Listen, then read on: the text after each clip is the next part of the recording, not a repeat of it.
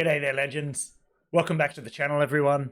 Welcome back to more Phoenix Point, and congratulations to all of you. You've done it. You've found the champ dog. So before we jump into today's video, let's get into something we haven't had a chance to do in a long time. Let's have a little sip together. Here's to you, legends. Wow, that was hot.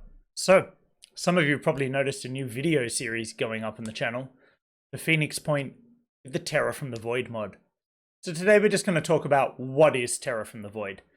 We just sort of jumped into some gameplay at the start of this series without me really introducing the series, the mod, or what was going on, because I really just wanted to jump in and get some video out to you guys while the hype trade was still pulled into the station, while it was fresh and exciting, and while I had the urge to do it.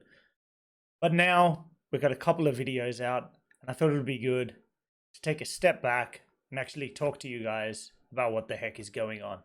So, what is Terror from the Void? So at its core, Terror from the Void is an overhaul mod for Phoenix Point from the Phoenix Rising team, which were the same people who did the Better Classes mod that you saw me do a bit of a campaign with.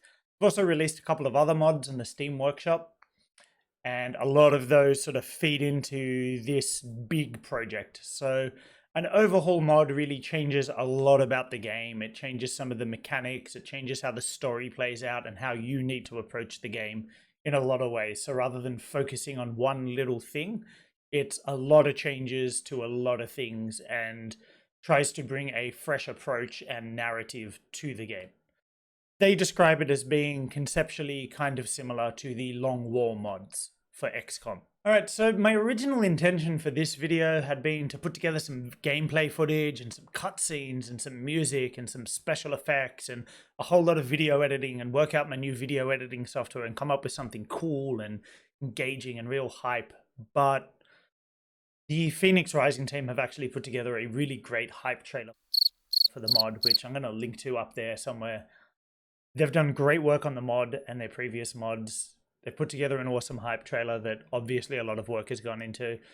So on the one hand, I don't want to step on their toes and reinvent the wheel. They do deserve your attention, so please go check their video out. But also at the same time, it's Sunday evening.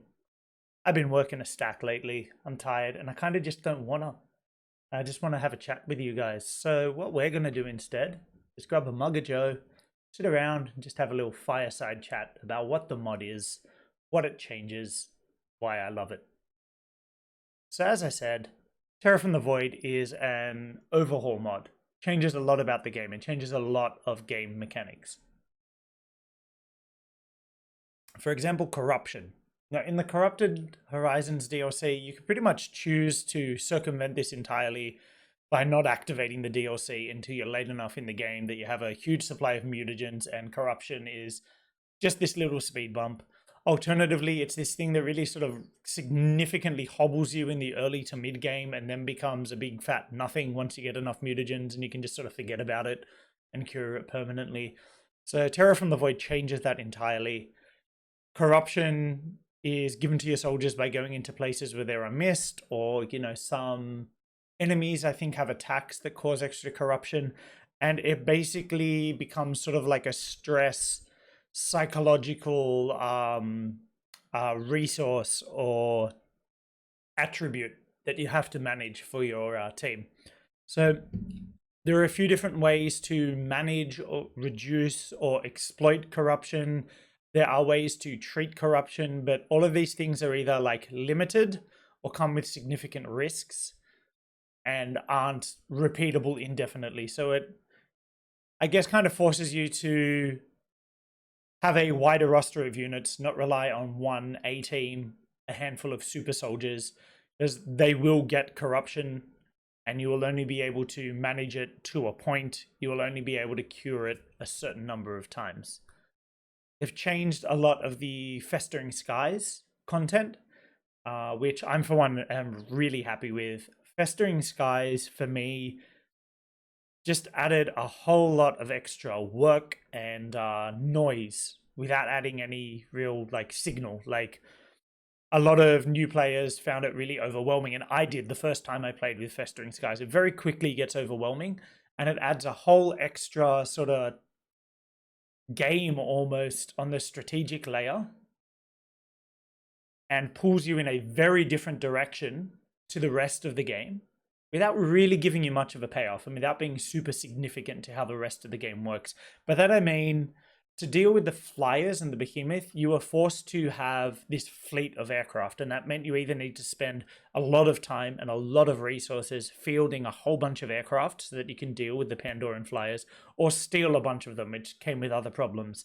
And then at the end, like, you got some 1 or 2 interesting modules to put in your aircraft, but then at the end you were left with all these aircraft that you no longer needed, because you needed to have extra ones to intercept flyers, far more than you need to just give coverage to do missions and transport your teams. So they've tweaked that, which I'm really excited to check out. They've made aircraft cheaper, but they can't carry as many units. And apparently they've also simplified some of the aerial combat, reduced the like clutter and overwhelm that Festering Skies brought in, and made it a little more approachable, shorter, and a little more cohesive with the rest of the campaign. They've also changed things with how, for example, Umbras work. So Umbras appear to corrupted soldiers and will attack corrupted soldiers and ignore soldiers that don't have corruption. So again, feeding into this sort of sanity, like you're seeing these things and they can hurt you, but other people can't see them. They've introduced a bunch of new mechanics. For example, Void Omens, which are kind of similar to Dark Events in XCOM, if you're familiar with those. So they're sort of like lasting penalties or changes on the strategic layer of the game. Now, these can also include buffs. You can have several of them going at a time. Like, as an example, I have one in my campaign at the moment where the factions diplomacy penalties with each other is increased. So a faction researching something that might have given like a -3 to relations with another faction will now give them a -6, but they have extra research. I think it's like double. I think it's like a double relationship diplomacy penalty, but 50% extra research generated by each faction. So there's a bit of a trade-off. I think some of them are strictly negative, but I'm not sure. I'm not super far into the campaign. But you have things like that going on. They've introduced revenants, which there's a whole other video about. If I remember, I'll link up there again. Revenants, basically when you lose your own units, they will return as mutated Pandorans that are particularly strong and give buffs to their allies, so other enemy units, that are in reaction to or corresponding to the sort of tactics that you've been using. So the sort of idea behind it is, you know, your soldiers have fallen and then the Pandorans resurrect them as mutants, and they're aware of how Phoenix Point operates, or the Phoenix Project operates. They know your tactics and they're able to like help their buddies adapt to it. So it tries to reintroduce some of that adaptive evolution that was promised but never really realized with Phoenix Point.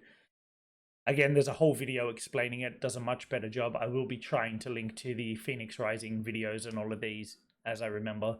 They also introduced things like bosses and ranked enemies. So like when you go into certain missions, there are like gangs of bandits or Pure or Forsaken or New Jericho soldiers, like there's squads, whoever they are. And those squads will have a leader that will give some sort of buff to the whole team. And there are ranked units, and like the low ranking units don't cause a will point loss when they die because they've just joined the team, they're weak, everyone was expecting them to die.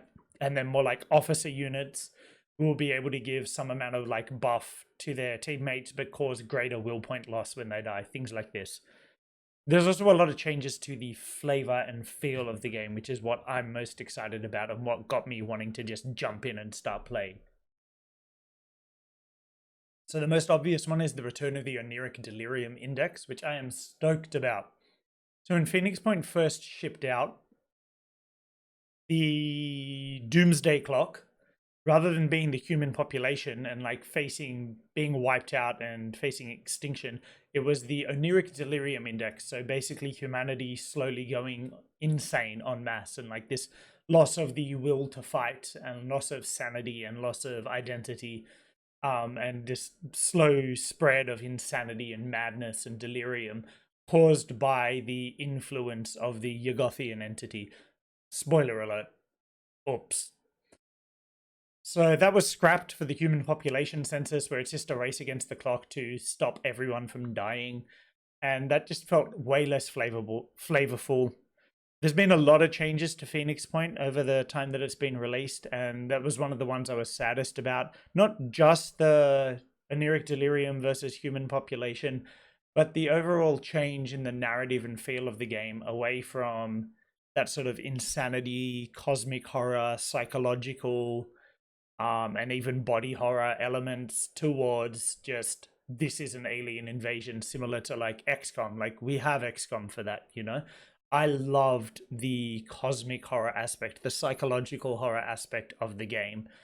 I thought it was really unique and incredibly flavorful, and just added a lot more. For me, I found the story a lot more engaging and the game a lot more engaging, and I found it a little more immersive and refreshing than just, oh no, everybody's dying. So Terror from the Void is trying to lean back into that insanity, cosmic horror direction, trying to lean back into that original flavor for the game, which I'm super excited about. Getting back to that original tone that I really loved and have been missing since like the first or second DLC when everything started to change. It also looks like there's some pretty big changes to the plot. Again, I'm not super far into the campaign, so I can't tell you for sure. But there definitely are changes to the plot. There are new characters now.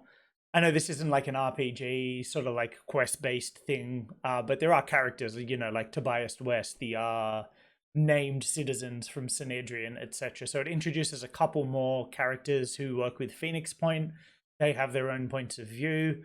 It sort of hints at you not having to follow the same main quest line that has always been the case in Phoenix Point. Now, I'm not 100% on that, but when you start researching Randolph Symes and researching his disappearance and what he was doing, it's some of these characters sort of suggest to you like, hey, we can make our own fate, we can write our own story, we don't have to follow this trail of breadcrumbs, I believe is the phrase he uses.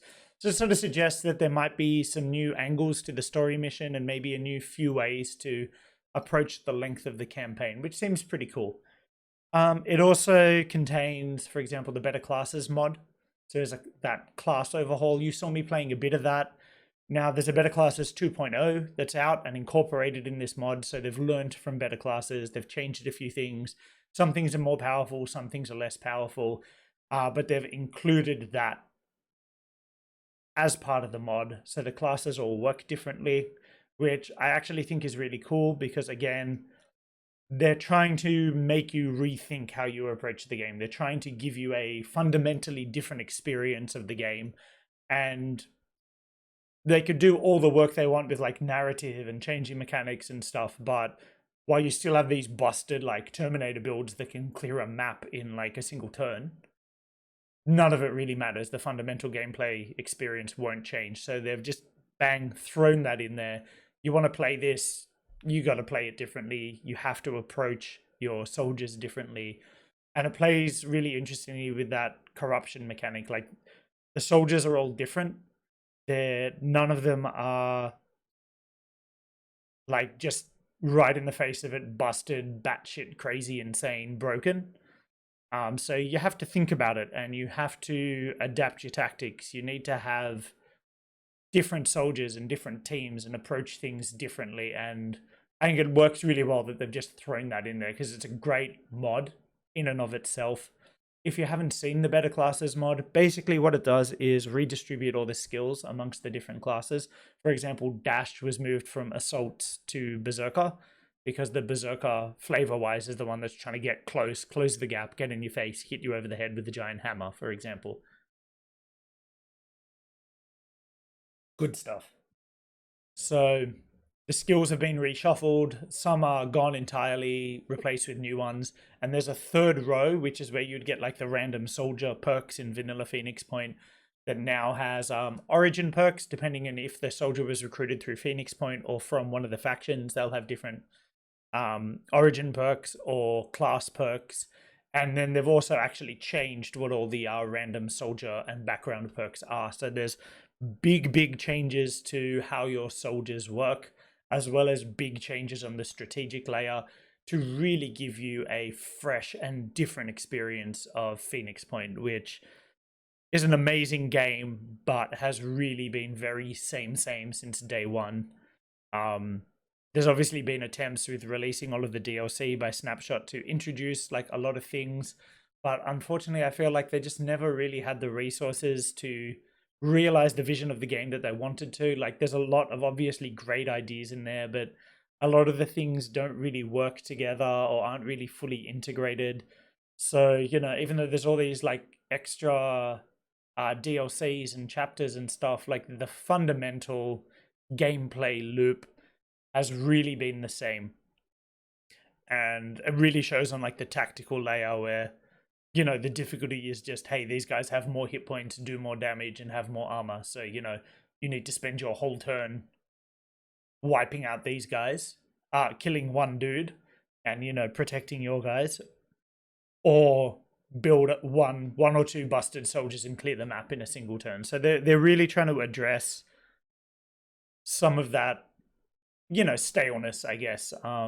As I said, like I love the game, I love the vision of the game, but I just don't think Snapshot really had the opportunity to do everything that they wanted, which is to me a real shame, because like this game has some definite like brilliance to it. It's my favorite game of the last few years. I would love to see like a fully resourced Snapshot having another crack at a Phoenix Point, like a Phoenix Point 2, I don't know, something like this. I'd love to see them get the funding and the resources that they need to really flesh out the vision in the way that they wanted to, because I can't help but feel that just layering on DLCs that don't really change how the core game works and sort of like pull you in like different directions, I can't believe that that's what they wanted to do from the outset. But anyways, Terror from the Void, trying to change a whole bunch of that, freshen the game up, and basically sort of rewrite it as this Phoenix Rising vision of what Phoenix Point could be. I think it's awesome. I hope you've been enjoying the series so far. I hope you'll continue to join in. I just wanted to have a quick chat to you guys, tell you what this mod is if you don't know. Now you can find it on Steam Workshop. I don't have Phoenix Point on Steam. I've got it through Epic Games. So obviously you can also run it from Epic Games. Snapshot themselves released a mod enabler that you can find on GitHub. And you can use that to enable Steam Workshop mods on non-Steam Workshop copies of Phoenix Point. I think it's awesome that they did that. Full credit to Snapshot. They really have tried recently to like make things available and like, you know, even the playing field for all of their customers, you know, and not, there was a lot of criticism at first when they locked into Epic Games, but since they released on Steam, they've really tried really hard to make things more available, you know, and they eventually made the console-only skins available on PC and vice versa. And then, you know, they've released this so that if you're not on Steam, you can still use Steam mods, because that's where most of the mods are at the moment, rather than Nexus. And they're also like, they're super responsive on like Reddit, Twitter, for example. Like Snapshot are doing a great job. I love them as a company. They've been super helpful for me when I've had like copyright claims on my videos. So big shout out to Snapshot. I'm really glad they released the mod enabler so that all of us can enjoy like rad mods like this one. Of course, huge props to the Phoenix Rising team. I've loved their work so far. Super excited to keep playing Terror from the Void. I hope you're all excited to keep watching it. That's all for today, guys. Thanks for tuning in. You all stay brilliant. I'm going to catch you real soon.